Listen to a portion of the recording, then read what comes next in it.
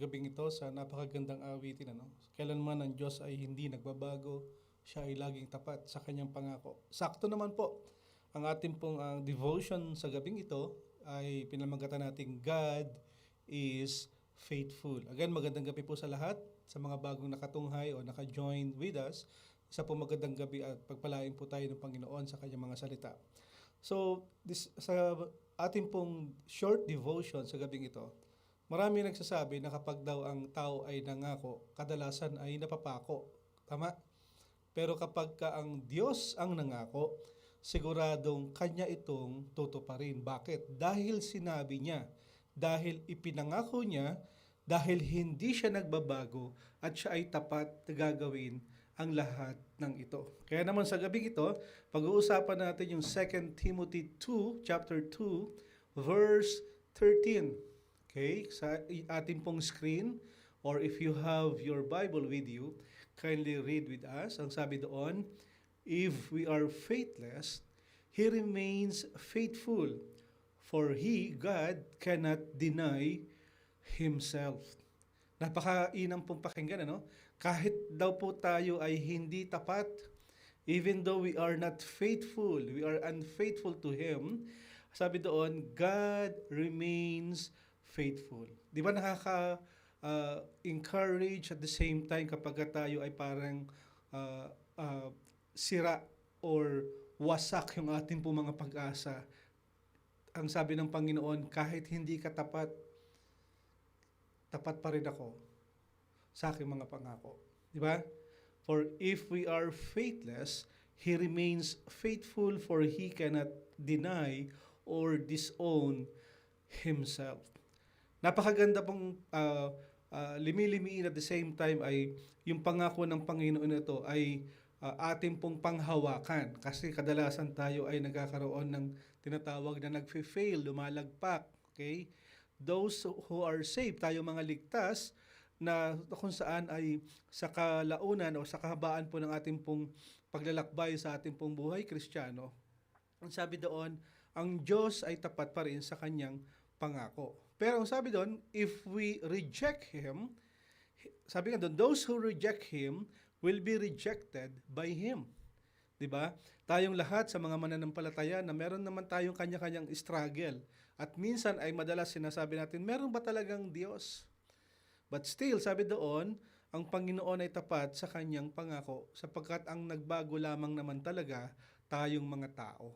Diba? Katulad po ng pangako ng Panginoon doon sa mga taga-Israel. Okay? Maraming pagkakataon na kung saan ay hindi naman po talaga nakakasunod ang bansang Israel o parang tayong mga tao, no? Hindi tayo nakakasunod sa mga ginagawa natin at tayo ay nagkakaroon ng sabihin natin pumapalya. But still, ang sabi doon, God remains faithful. Alam natin na sa buhay po nating ito, walang makakapaghiwalay sa pag-ibig ng Diyos sa atin. Dahil ang Diyos ang nagsabi na tayo po ay merong double security na tinatawag.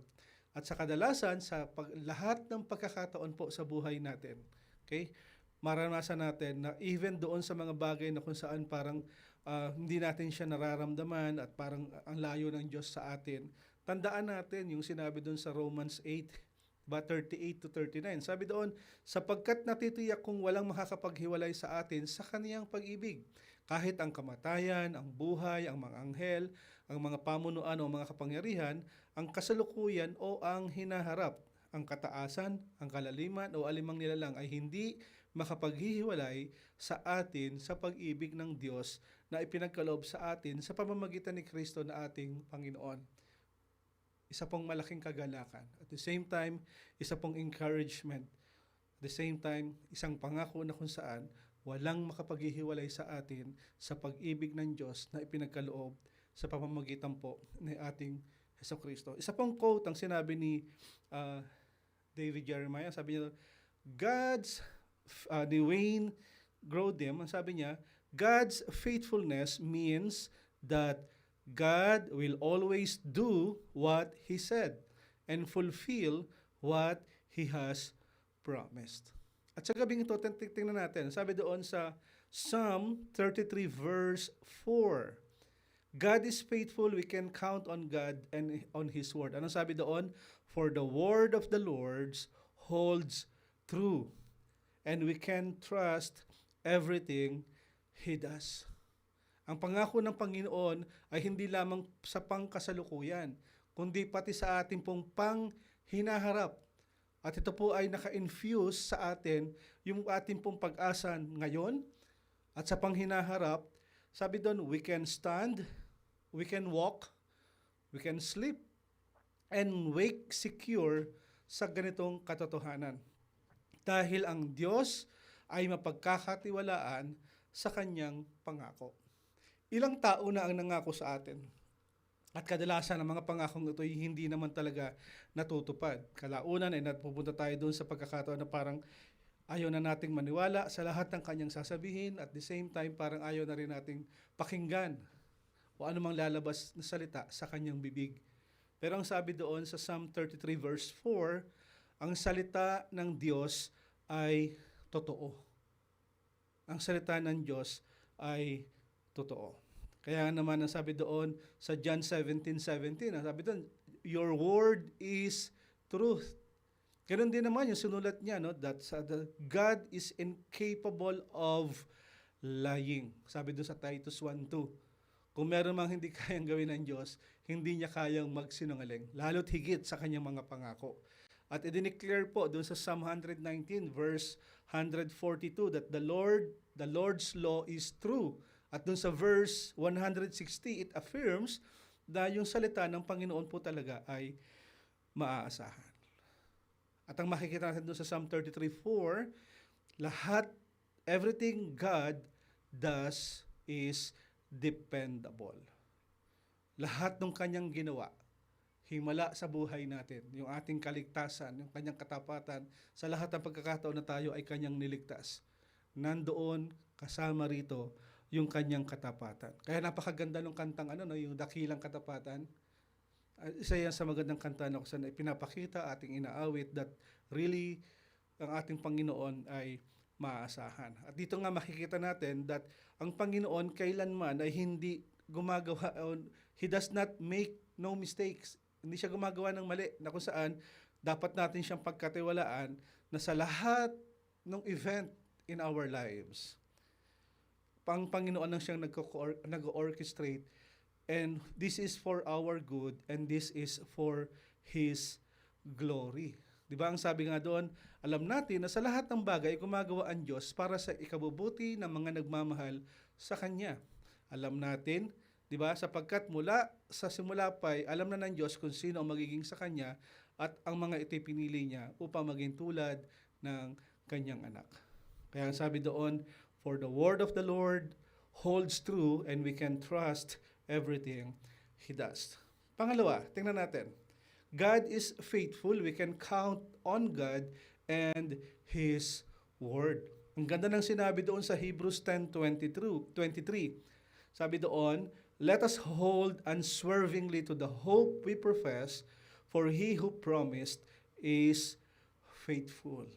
Magpakatatag tayo sa ating pong pag-asa at huwag na tayong mag-aalinlangan pa sapagkat anong sabi doon, ang pangako sa atin ng ating Panginoon ay maaasahan.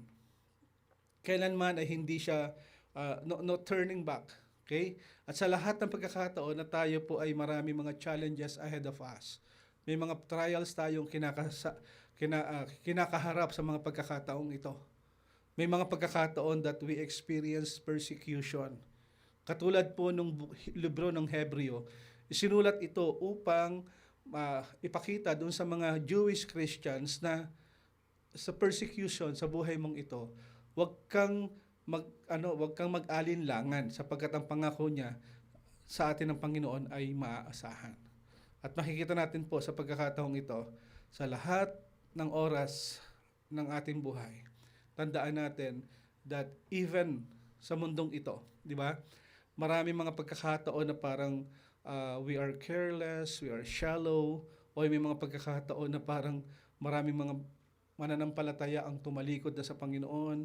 May mga pagkakataon na parang nalaglag na sa kasalanan, at may mga pagkakataon parang marami ng doubt Ang sabi ng Panginoon, huwag tayong mag-alinlangan. Let us hold unswervingly to the hope we profess. Bakit? For He who promised is faithful. Sa lahat ng mangyayari sa ating buhay, we should embrace the confidence that we have in Christ. Yung kanyang salvation at yung kayang gawin niya sa buhay po ng bawat isa. Ang ganda ng sinabi doon sa 1 Corinthians 15 verse 1 and 2. Ang sabi doon, "Now, brothers and sisters, I want to remind you of the gospel I preached to you, which you receive and on which you have taken your stand. By this gospel, you are saved, if you hold firmly to the word I preached to you." Sabi ni Pablo, "Otherwise, you have believed in vain." Yung expression po nung hold unswervingly or if you hold firmly, ang ibig sabihin is to hold fast. Stick to it firmly. We have to grab hold of Jesus Christ and never let Him go. Bakit? Dahil sa kadalasan, kapag sinabi ng Panginoong kapit, kapit lang. Pag sinabi ng Panginoong sunod, sunod lang. At pag sinabi rin naman ng Panginoon na sa buhay po natin ito, even yung kaligtasang meron tayo. Diba? Sabi doon, if you hold firmly to the word I preach to you. Otherwise, kapag tayo ay nag-swerve, tumalikod, bumaliktad, bumitaw, sabi doon, sayang naman yung ating pong paniniwala sa ating Panginoon. Kaya sabi dito sa Joshua 21 verse 45, sabi doon, ang Panginoon ay tapat even if we suffer for our faith. Maraming pagkakataon na ganito, Kaya ang sabi doon, not one of all the Lord's good promises to Israel failed. Everyone was fulfilled. Maraming pagkakataon that we suffer for our faith. Mga kapatid, let us never give up on our commitment to Jesus Christ. Because ang Diyos, ang sabi doon, God who promised is faithful to keep His word. Katulad ng naranasan ng bansang Israel, lahat ng kanyang pinangako ay kanyang itunupad.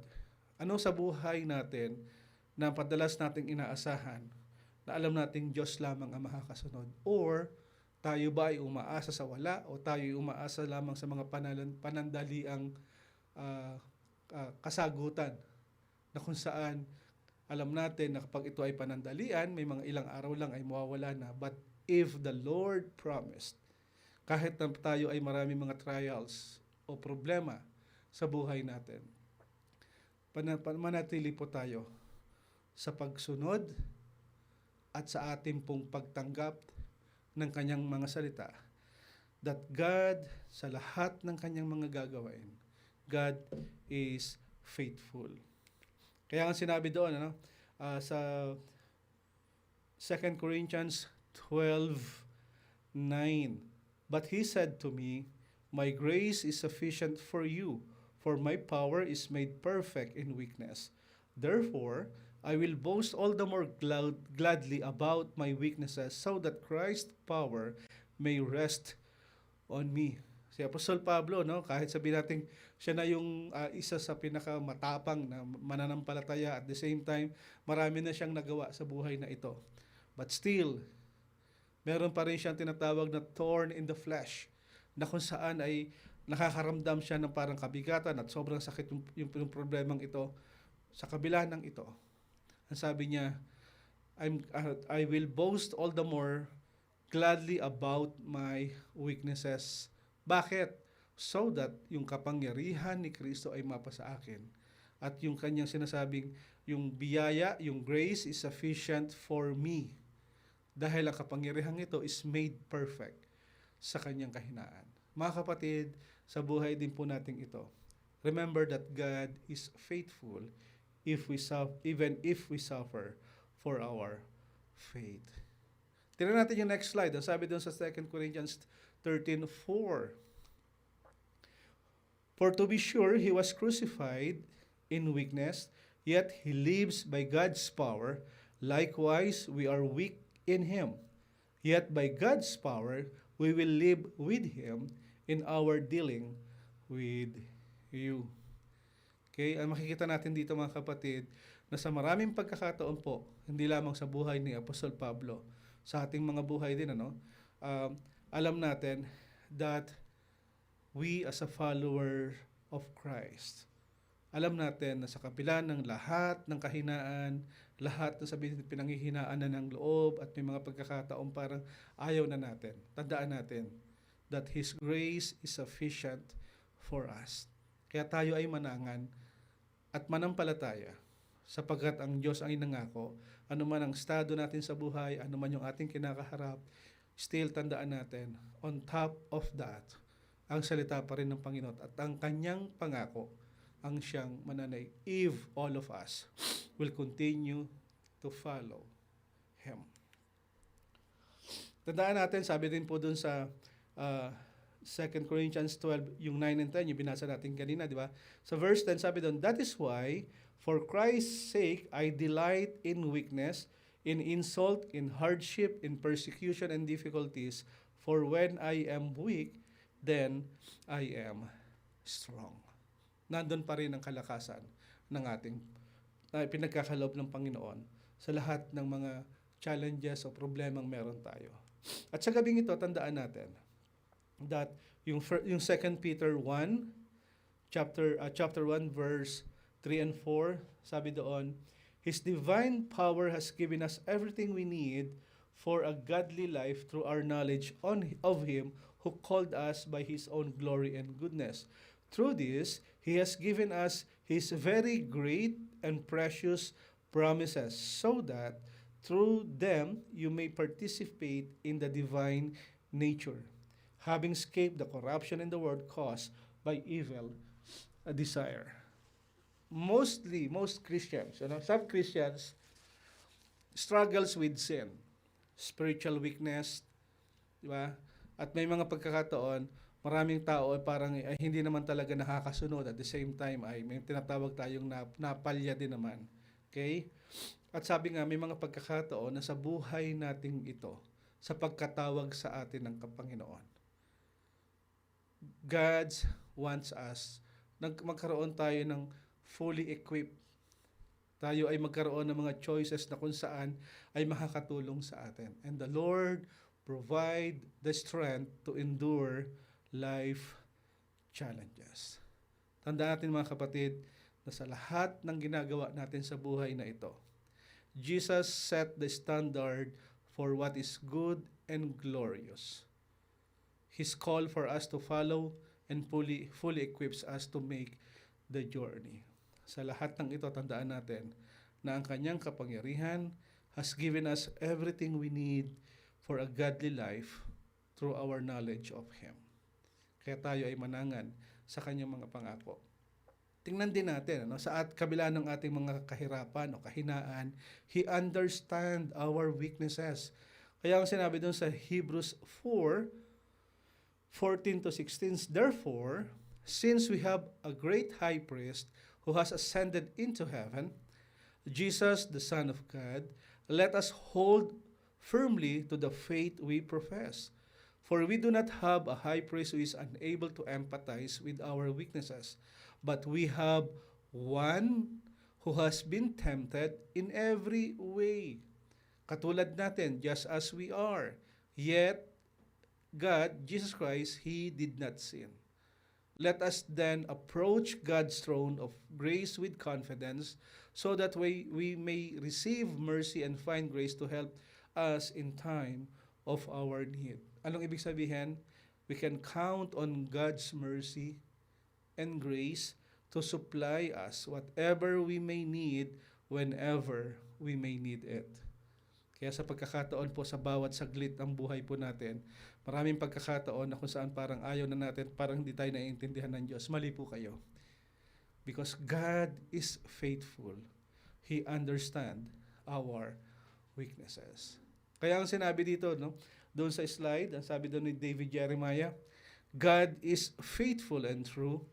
Confess your inability and His ability, and keep your eyes on Him. So paano tayo patuloy na magtitiwala?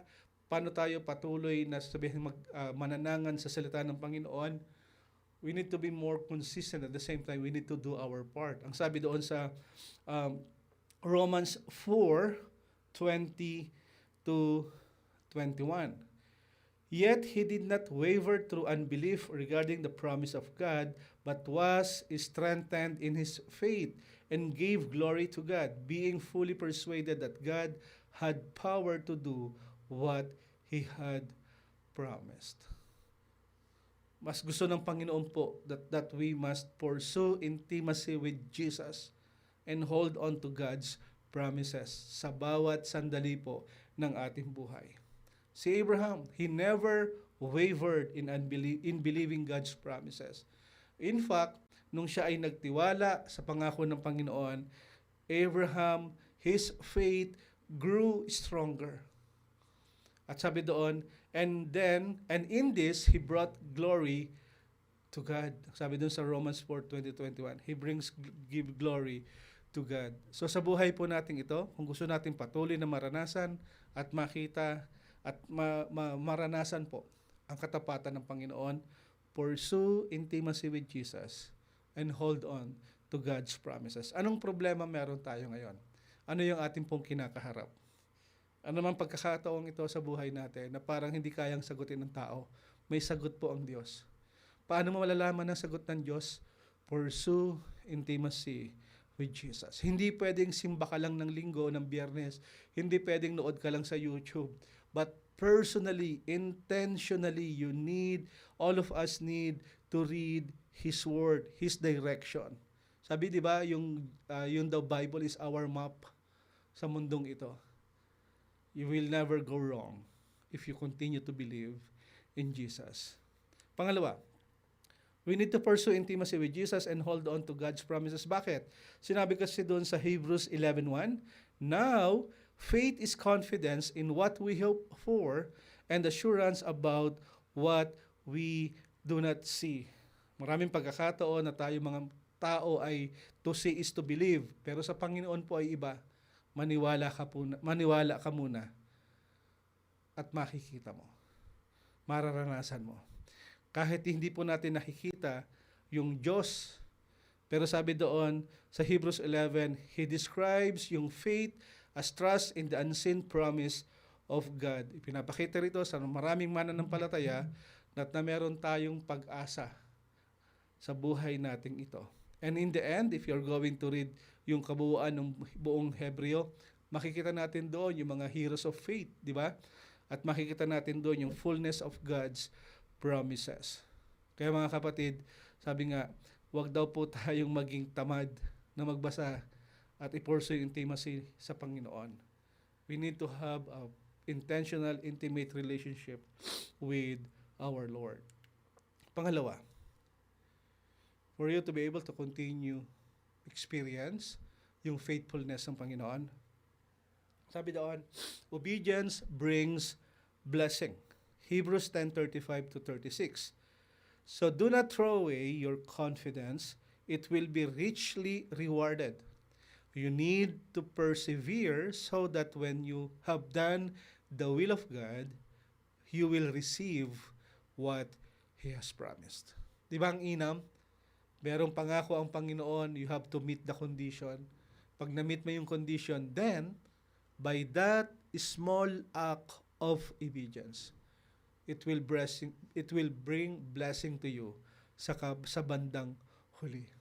So, we need to stay na nakaplug sa salita ng Panginoon and consistently obey Him hanggang sa pagbalik ng ating Panginoon. Bakit?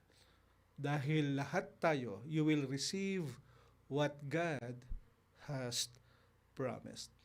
Ano sa pangako ng Panginoon ang pinanghahawakan mo?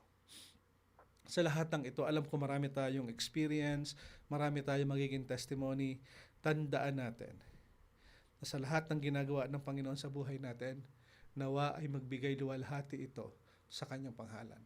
Kaya mas mainam na pag nakikita-kita yung mga magkakapatid sa Panginoon, pag-usapan natin yung kanyang kabutihan, yung kanyang katapatan. At in the same way, alam nating maluluwalhati ang ating Panginoon. Sinabi nga doon sa Colossians 1:27, to them, God has chosen to make known among the Gentiles the glorious riches of this mystery, which is Christ in you, the hope of glory. Ang pangako ng Panginoon ay hindi lamang sa ngayon, at ito ay para sa darating na panahon.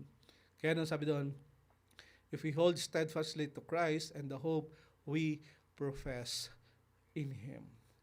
Mga kapatid, sa buhay natin ito, let us obey, and in the end, katulad ng ipinangako ng Panginoon, He will bring blessing.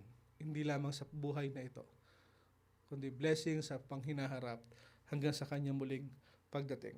Romans 5:2, through Him we have gained access by faith into this grace in which we now stand, and we boast in the hope of the glory of God. He who promises faithful, kaya nga it will bring assurance into our present day experience. Ugaliin natin mga kapatid na sa lahat ng sandali, pag may inuutos ang Panginoon, mas mainam na atin pong sundin sa lahat ng area po ng ating buhay. At tandaan natin, sabi doon again sa Psalm 33 verse 4, for the word of the Lord is right and true. He is faithful in all He does. At tignan natin sinabi doon sa Deuteronomy 3:18.